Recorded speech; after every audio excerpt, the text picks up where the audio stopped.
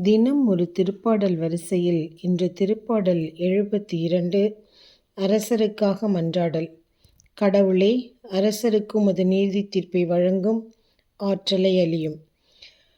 அரச மைந்தரிடம் உமது நீதி விளங்கச் செய்யும். அவர் மக்களை நீதியோடு ஆழ்வாராக. உம்முடையவராக எளியோருக்கு நீதி தீர்ப்பு வழங்குவராக. மலைகள் மக்களுக்கு சமாதானத்தை கொடுக்கட்டும். குன்றுகள் நீதியை விளைவிக்கட்டும்.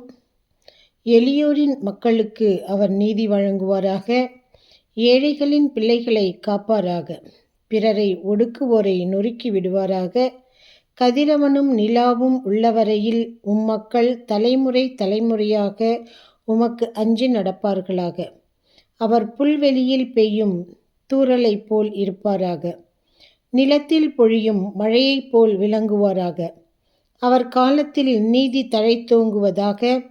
நிலா உள்ள வரையில் மிகுந்த சமாதானம் நிலவுவதாக.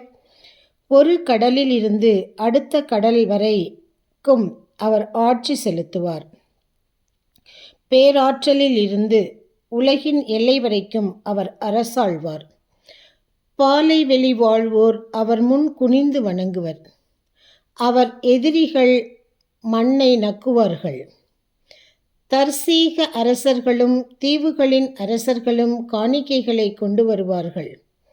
சோபாவிலும் செபாவிலும் உள்ள அரசர்கள் நன்கொடைகளை கொண்டு வருவார்கள்.